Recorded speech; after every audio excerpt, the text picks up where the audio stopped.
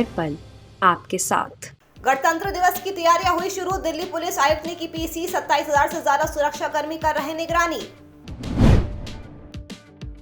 UP सरकार का बड़ा फैसला। गणतंत्र दिवस पर होगी उम्र दराज और गंभीर बीमारियों से पीड़ित जेल में बंद 100 कैदियों की रिहाई।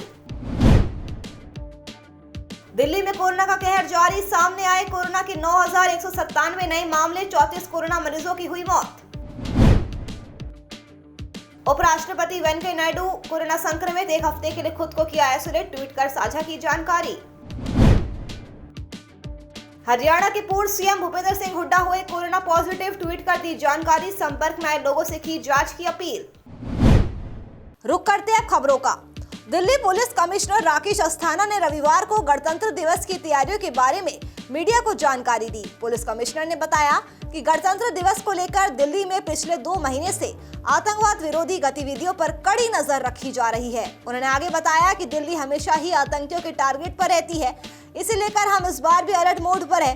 शहर में नाकाबंदी, वाहनों की जांच, होटलों और गेस्ट हाउसों की जांच और वेरिफिकेशन की जा रही है। राकेश अस्थाना ने कहा कि हवाई क्षेत्र की सुरक्षा के लिए काउंटर ड्रोन टेक्निक का इस्तेमाल किया जा रहा है। कमिश्नर ने बताया कि इस बार 27,000 से ज्यादा फोर्स लगाई जाएगी, जिनमें दिल्ली पुलिस के कमांडो से लेकर डीसीपी, एसीपी स्तर तक के अधिकारी शामिल है। साथ ही केंद्रीय सुरक्षा बलों की 65 कंपनियां भी तैनात रहेगी। शहर से बाहर जाने वाले रास्ते पर कड़ी निगरानी की जा रही है। दिल्ली एक टारगेट के रूप में रहता है। किसी भी आतंकवादी अथवा कोई भी असंतोषी एलिमेंट्स हैं, उनके टारगेट के रूप में दिल्ली हमेशा से रहा है। इस साल भी हम लोग इस बारे में काफ़ी अलर्ट हैं। सिक्योरिटी एजेंसीज, स्टेट पुलिस और दूसरे ऑर्गेनाइजेशंस के कोऑर्डिनेशन में दिल्ली पुलिस पिछले 2 महीने से बहुत इंटेंसिव एंटी टेररिस्ट मेजर्स ले रही है। इसके तहत शहर में आपने देखा होगा नाकाबंदी है, चेकिंग है, व्हीकल चेकिंग्स हैं, होटल, लॉज, धर्मशाला, मुसाफिर खाने की चेकिंग्स हैं और काफ़ी वेरिफिकेशंस हैं, tenant verifications, servant verifications, labourers verifications. तो ये सब मिला जुला के पिछले 2 महीने से काफ़ी इंटेंसिवली एंटी टेररिस्ट मेजर्स लिए जा रहे हैं। गणतंत्र दिवस पर यूपी सरकार ने बड़ा फैसला लिया है। सरकार अच्छे आचरण वाले, उम्रदराज और गंभीर बीमारियों से पीड़ित 100 कैदियों को रिहा करेगी। बता दें कि 60 साल की उम्र पार कर चुके, 16 साल की सजा पूरी करने वाले और गंभीर बीमारी वाले इसके पात्र होंगे। साथ ही शासन ने जेल मुख्यालय द्वारा भेजे गए पात्र कैदियों की फाइलें देखी। वही शासन अब अगली बैठक में चयनित पात्र कैदियों की सूची राज्यपाल को भेजेगा। कैदियों की रिहाई पर अंतिम फैसला राज्यपाल लेगी। हालांकि प्रदेश में विधानसभा चुनाव को लेकर लागू आचार चुनाव संहिता के मद्देनजर शासन चुनाव आयोग से भी अनुमति लेने पर विचार कर रहा है। दिल्ली के मुख्यमंत्री अरविंद केजरीवाल ने दावा किया है कि ईडी पंजाब चुनाव से पहले स्वास्थ्य मंत्री सत्येंद्र जैन को गिरफ्तार कर सकती है। उन्होंने कहा कि उन्हें यह जानकारी मिली है। ईडी ने 2 बार सत्येंद्र जैन के घर पर रेड डाली है, लेकिन कुछ भी नहीं मिला। लेकिन हम इस बार भी स्वागत करते हैं। केजरीवाल ने बीजेपी को निशाना बनाते हुए कहा, जब भी बीजेपी चुनाव में कहीं हारने लगती है तो सभी एजेंसियां लग जाती है, लेकिन हमें डर नहीं लगता है, क्योंकि आम आदमी पार्टी ईमानदारी से काम करती है, तो ये बाधाएं आती है। हमें कोई डर नहीं है, क्योंकि हमने गलत काम नहीं किया। पहले भी कई बार मेरे ऊपर रेड हो चुकी है, मनीष सिसोदिया के ऊपर भी रेड हो चुकी है और वो जेल भी जा चुके हैं। उन्होंने कहा कि आप हम सबके यहाँ एजेंसियां भेजिए, हम सबका स्वागत करेंगे। और इसी मुद्दे पर दिल्ली के स्वास्थ्य मंत्री सत्येंद्र जैन का कहना है कि ये सब कुछ राजनीति है। अपने सूत्रों से पता चला है कि पंजाब चुनाव के पहले आने वाले कुछ दिनों में ईडी सत्येंद्र जैन जी को गिरफ्तार करने वाली है। उनका स्वागत है। सत्येंद्र जैन के ऊपर पहले भी केंद्र सरकार 2 बार रेड करवा चुकी है। उन रेड में उन्हें कुछ नहीं मिला।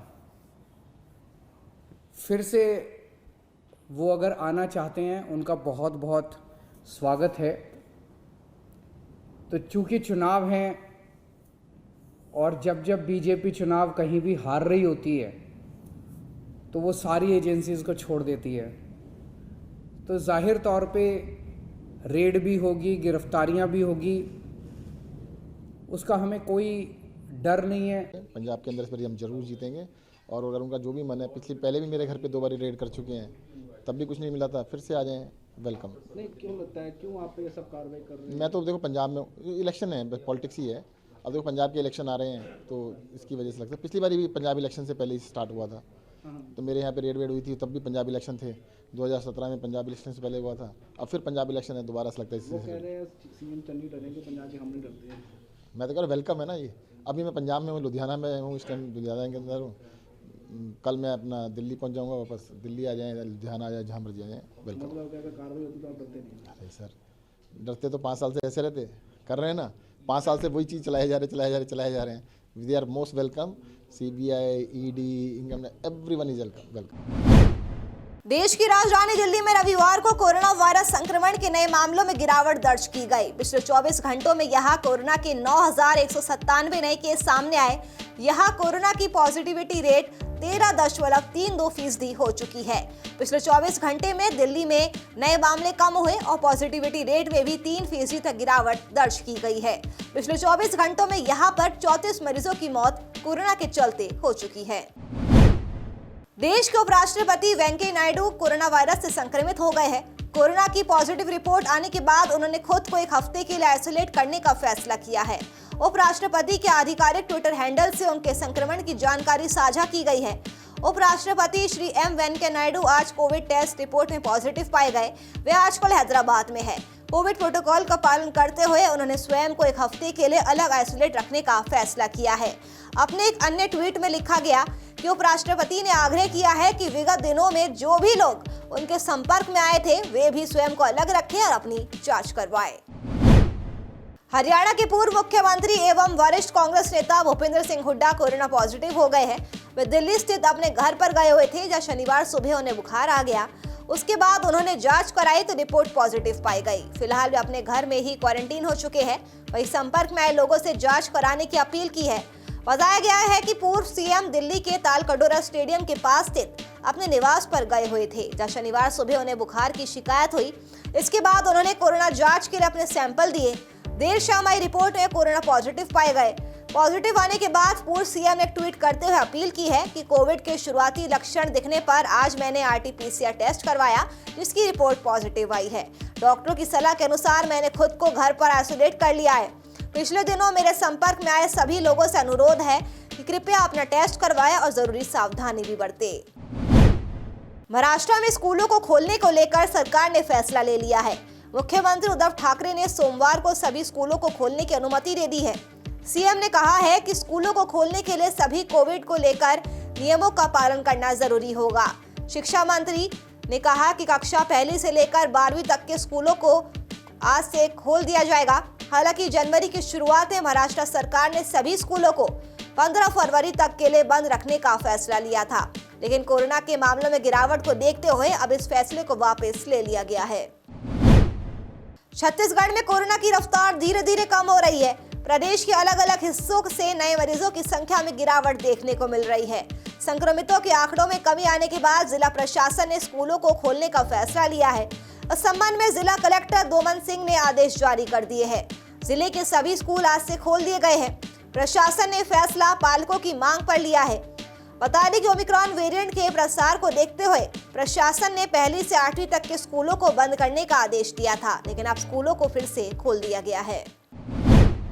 भारत में कोरोना वायरस संक्रमण फैलने की दर बताने वाली R वैल्यू 14 जनवरी से 21 जनवरी के बीच और कम होकर 1.57 रह गई है और देश में संक्रमण की तीसरी लहर के आगामी पखवाड़े में चरम पर पहुंचने की संभावना है।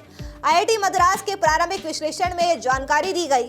R वैल्यू बताती है कि एक व्यक्ति कितने लोगों को संक्रमित कर सकता है। यदि ये दर 1 से नीचे चली जाती है तो माना जाता है कि वैश्विक महामारी समाप्त हो गई है।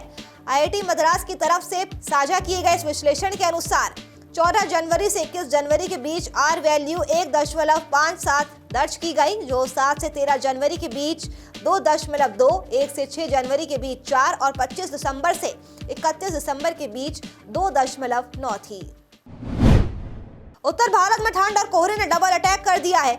मौसम विभाग ने चेतावनी जारी कर दी है। दिल्ली, हरियाणा, पंजाब, राजस्थान, यूपी समेत कई राज्यों को अभी कुछ दिन ठंड से राहत नहीं मिलने वाली है। वहीं जनवरी की बरसात ने 122 सालों का रिकॉर्ड तोड़कर रख दिया है, क्योंकि जनवरी में अब तक 88 मिलीमीटर की बरसात हो चुकी है, जो 1901 के बाद मौसम के मौजूदा डेटाबेस में सबसे ज्यादा है।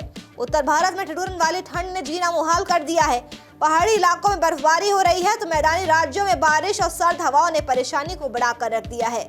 जनवरी की ठंड में मानसून के मौसम जैसी बरसात हो रही है। मौसम विभाग का कहना है कि जनवरी 2022 में इतनी बारिश हुई है कि 122 साल का रिकॉर्ड टूट गया है।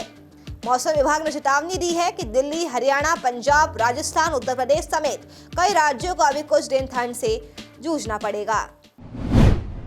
मध्य प्रदेश में रविवार को कुछ इलाकों में बारिश का अलर्ट रहा। सोमवार यानी आज से ठंड वापस लौट आई है। मौसम वैज्ञानिक ने बताया कि 24 जनवरी से 28 जनवरी तक कड़ाके की ठंड रहेगी। अब 2 हफ्ते तक बारिश नहीं होगी। इस दौरान कड़ाके की सर्दी और फिर कोहरा छाएगा। फरवरी के दूसरे और तीसरे हफ्ते में बारिश और ओले गिर सकते हैं। बादल छाने से रात का पारा एक बार फिर चढ़ गया। कहीं कहीं तो ये 15 डिग्री सेल्सियस के पार पहुंच गया। ब्रिटिश सांसद नुसरत गनी ने प्रधानमंत्री बोरिस जॉनसन और सरकार पर गंभीर आरोप लगाया है। नुसरत 20 फरवरी 2020 तक जॉनसन सरकार में जूनियर ट्रांसपोर्ट मिनिस्टर थी। उन्होंने कहा कि मुझे पद से इसलिए हटाया गया क्योंकि मैं मुस्लिम थी और कैबिनेट में मेरे साथियों को मेरे मजहब से दिक्कत थी। हालांकि गनी के इन आरोपों पर अभी तक बोरिस जॉनसन या डाउनिंग स्ट्रीट की तरफ से कोई भी बयान सामने नहीं आया है। दूसरी तरफ पिछले साल लॉकडाउन में पार्टी करने के लिए जॉनसन पहले ही रॉयल फैमिली और जनता के निशाने पर थे। पूर्व मुस्लिम महिला मंत्री के आरोपों से उनकी मुश्किलें बढ़ना बिल्कुल तय ही लग रहा है। गनी के सहयोगी कह रहे हैं कि वो इस मामले में पुलिस के सामने शिकायत दर्ज कराएंगे। सत्ता में आने के बाद जॉनसन पर लगने वाले सबसे गंभीर आरोप है।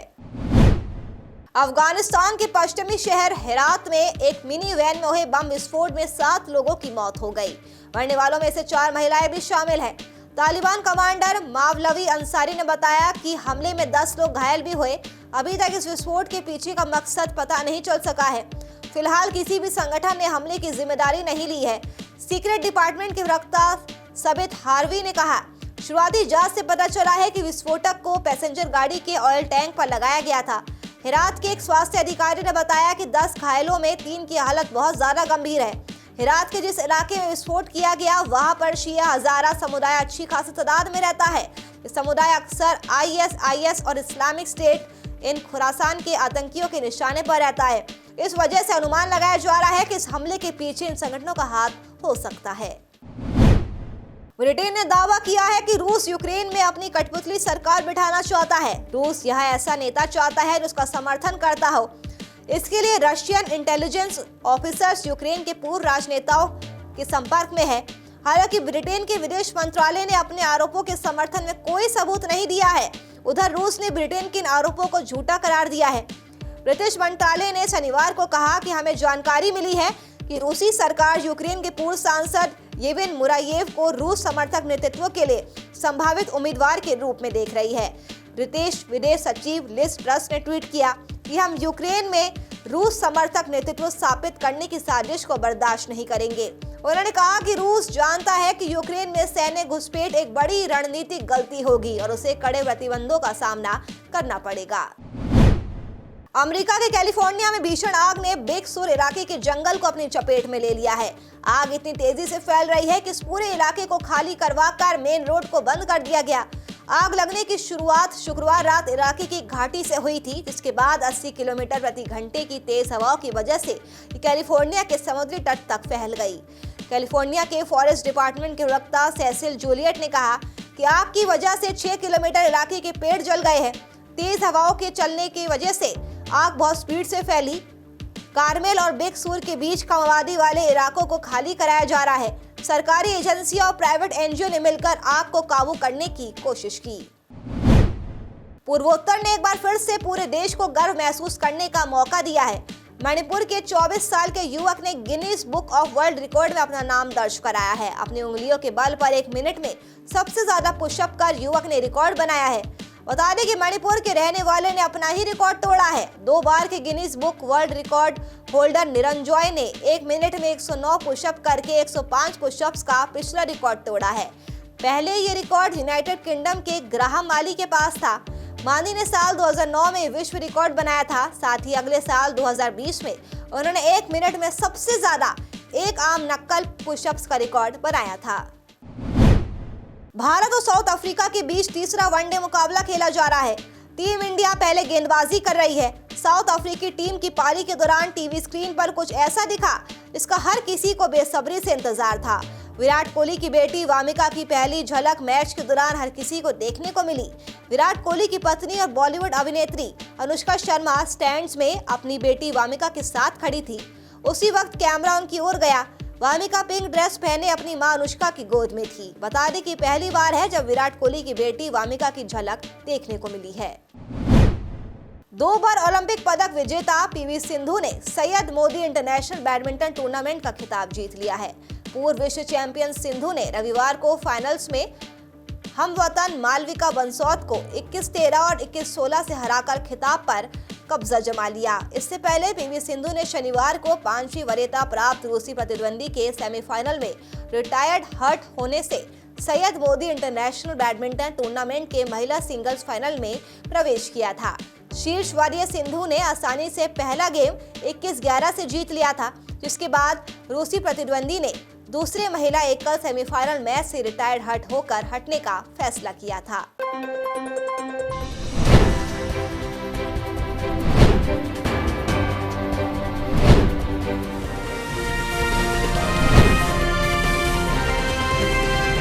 हर पल आपके साथ।